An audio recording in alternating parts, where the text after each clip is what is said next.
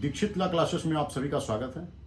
आज हम लोग स्टार्ट करेंगे क्रिमिनल प्रैक्टिस। और क्रिमिनल प्रैक्टिस में 156(3) सीआरपीसी की जो धारा थी काफ़ी चर्चा में रहती थी,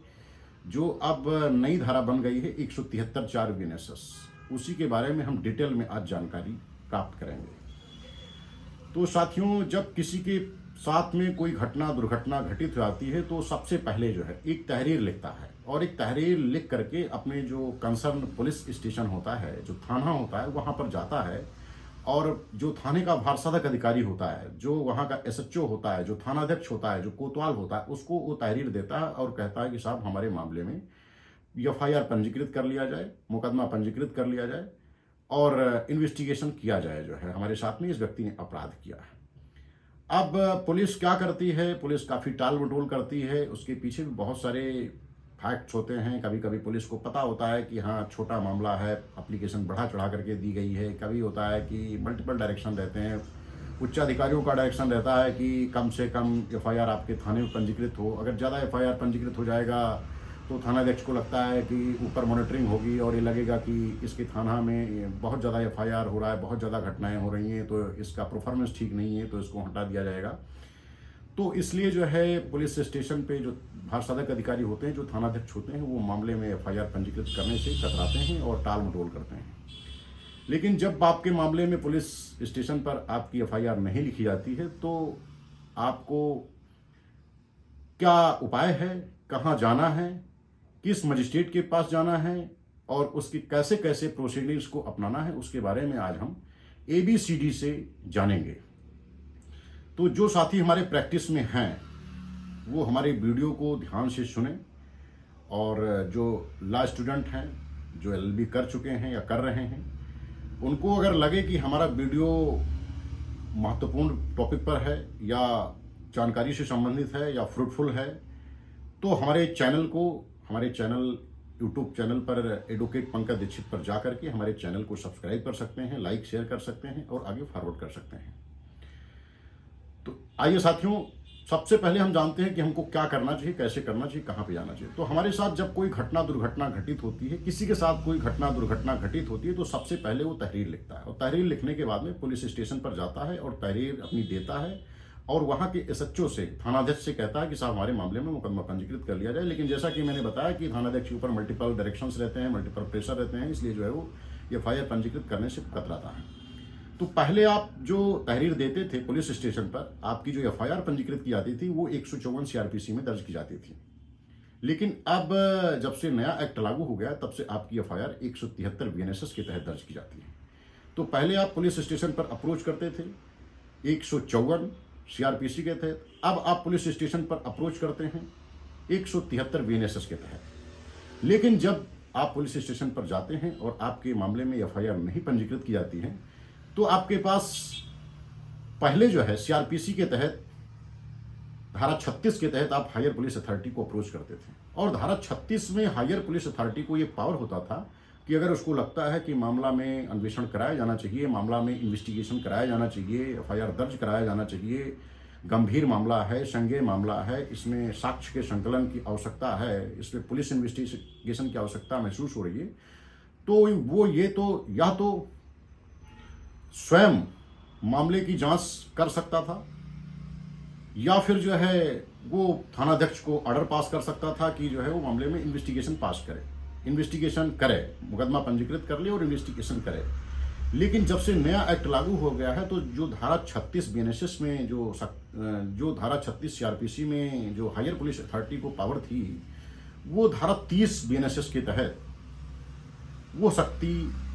सभी हायर पुलिस अथॉरिटी को प्राप्त हो गए हैं। तो हमको इसको थोड़ा सा कोरिलेट करके चलना पड़ेगा कि पहले कौन सी धारा 154 थी और 154 अब कौन सी धारा बन गई है, और पहले जो सेक्शन 36 के तहत, धारा 36 में जो हायर पुलिस अथॉरिटी को जो शक्तियां प्राप्त थी वो बीएनएसएस की किस धारा में है।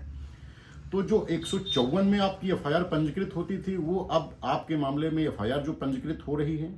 वो 173 में पंजीकृत हो रही है। और जो आप हायर पुलिस अथॉरिटी को अप्रोच करते थे पहले धारा 36 सीआरपीसी के तहत, वो अब धारा 30 के तहत अब बीएनएसएस में हायर पुलिस अथॉरिटी को अप्रोच करेंगे। लेकिन हायर पुलिस अथॉरिटी में आपने जैसे सीओ को, एडिशनल एसपी को या डीआईजी को या एसपी को, किसी को आप अप्रोच किए और उसके बाद में भी आपको लगता है कि आपके मामले में एफआईआर नहीं पंजीकृत की गई, आपके मामले में इन्वेस्टिगेशन नहीं किया जा रहा है, मुकदमा आपका नहीं पंजीकृत किया गया है, तो फिर आपके पास में ऑप्शन ये होता है कि आपके पास पहले 156 के सब सेक्शन 4 में, नहीं सॉरी, 154 के सब सेक्शन 3 में आपको एसपी के पास पंजीकृत डाक से अपने शिकायती पत्र को भेजा जाना बताया गया था। और अगर आपने पंजीकृत डाक से एसपी को आपने अपना प्रार्थना पत्र भेजा, उसने संज्ञान लिया, उसको लगता है कि आपका मामला इस प्रकार से है कि उसमें अन्वेषण कराया जाना चाहिए, तो या तो स्वयं उसमें अन्वेषण कर सकता था, या फिर जो है वो अपने अधीनस्थ किसी भार साधक अधिकारी को, जो कंसर्न थानाध्यक्ष है, उसको आप वो ऑर्डर पास कर सकता है कि जो है उसमें मुकदमा पंजीकृत करके और उसका अन्वेषण करें। लेकिन जब वो आप 154 में थानाध्यक्ष के पास गए, वहां पर भी आपकी सुनवाई नहीं हुई। आप धारा 36 सीआरपीसी के तहत आपने हायर पुलिस अथॉरिटी को अप्रोच किया, वहां पर आपकी सुनवाई नहीं हुई। तब आप 154 सब सेक्शन 3 में आपने एसपी को पंजीकृत डाक से प्रार्थना पत्र भेजा, उसके बावजूद भी आपकी सुनवाई नहीं होती थी। तब आप 156(3) में मजिस्ट्रेट के पास जाते थे। लेकिन जब से नया एक्ट लागू हो गया है, तो इसमें थोड़ा सा ये मतलब कोरिलेट करना है, ध्यान देना है कि अब आपको जो थानाध्यक्ष के पास जाना है वो 173 में जाना है, 173 बीएनएसएस के तहत। हायर पुलिस अथॉरिटी को जो आपको अप्रोच करना है वो सेक्शन 30 के तहत है, धारा 30 के तहत। और अगर धारा 30 बीएनएसएस में आपने हायर पुलिस अथॉरिटी को अप्रोच किया, उसके बावजूद भी अगर आपके मामले में मुकदमा नहीं पंजीकृत किया गया है, तो आप 173(4) में हायर पुलिस अथॉरिटी को अप्रोच करेंगे, एसपी को आप अप्रोच करेंगे और एसपी को आप प्रार्थना पत्र पंजीकृत डाक से भेजेंगे। और पंजीकृत डाक से प्रार्थना पत्र आपका भेजने के बाद में भी अगर पुलिस अधीक्षक उस मामले की जांच नहीं करता है, नहीं करवाता है, एफआईआर आपका नहीं पंजीकृत करता है, तो आप 173(4) में ही आप कंसर्न मजिस्ट्रेट के पास अपनी अर्जी लेकर के जाएंगे और उसमें अपने सारे फैक्ट्स, आपकी जो भी शिकायतें हैं वो आप उसमें लिखेंगे और बताएंगे कि साहब हमारे साथ में ऐसा ऐसा अपराध घटित हुआ है, मैं थानाध्यक्ष के पास गया, मेरी सुनवाई नहीं हुई, मैं हायर पुलिस अथॉरिटी के पास मैंने अप्रोच किया, मेरी सुनवाई नहीं हुई, उसके बाद में मैंने पंजीकृत डाक से एसपी को अप्रोच किया, फिर भी मेरी सुनवाई नहीं हुई, फिर मैं न्यायालय की शरण में आया हूँ, श्रीमान जी मेरा प्रार्थना पत्र स्वीकार करके, और थानाध्यक्ष को आदेशित किया जाए कि वो हमारे मामले में मुकदमा पंजीकृत करके अन्वेषण कराएं, इन्वेस्टिगेशन कराएं। तो जब आप अपना 156(3) या जो अभी बीएनएसएस के तहत 173(4) हो गया है, 173(4) की जब अर्जी आप मजिस्ट्रेट के पास लगाएंगे, तो मजिस्ट्रेट उसमें सबसे पहले थाने से एक आख्या मंगवाता है। जिस दिन आप अर्जी लगाएंगे उसी दिन वो सुनवाई करेगा, पेश होगा। पेश होने के बाद में थाने से एक आख्या मंगवाएगा कि प्रश्नगत मामले में, संबंधित मामले में आपके थाने पर कोई अभियोग पंजीकृत है या नहीं। मतलब वो इस बात की सत्यता जानना चाहता है कि जो हमारे पास मामला आया है, कहीं ऐसा तो नहीं है कि इस व्यक्ति ने पुलिस को अप्रोच किया था, थानाध्यक्ष को अप्रोच किया था, हायर पुलिस अथॉरिटी को अप्रोच किया था, पंजीकृत डाक से पत्र भेजा था, तो कहीं ऐसा तो नहीं पुलिस ने संज्ञान ले लिया हो और मामला पंजीकृत कर लिया हो और हम भी आदेश पारित कर दें तो कहीं एक ही मामले में दो एफआईआर न दर्ज हो जाए। इसलिए वो अपनी संतुष्टि के लिए थाने से एक आख्या मंगवाता है। आख्या आने के बाद में उसको अगर लगता है कि जो प्रार्थना पत्र उसके समक्ष प्रस्तुत किया गया है वो शपथ पत्र से समर्थित है और शपथ पत्र पे जो एलिगेशन लगाया गया है, जो आरोप लगाया गया है, जो अपराध बताया गया है कि हमारे साथ घटित हुआ है, उसकी सत्यता की जानकारी के लिए वो चाहे तो एक प्रारंभिक जांच का आदेश पारित कर सकता है। अब प्रारंभिक जांच का आदेश पारित करेगा, इससे संबंधित एक केस ला है। ये जो चीज़ें मैं आपको बता रहा हूँ ये आपको कहीं मिलेगा नहीं। प्रियंका श्रीवास्तव बनाम स्टेट ऑफ यूपी का 2015 का सुप्रीम कोर्ट का एक केस है, जिसमें ये कहा गया है कि अगर मजिस्ट्रेट के समक्ष कोई प्रार्थना पत्र प्रस्तुत होता है जिसमें उसको लगता है कि जो शपथ पत्र प्रस्तुत किया गया है इसकी सत्यता की जांच कराई जानी चाहिए, तो वो किसी भी अधिकारी को, किसी राजपत्रित अधिकारी को रिकमेंड कर सकता है कि इसमें प्रारंभिक जांच करके अपनी आख्या प्रस्तुत करें।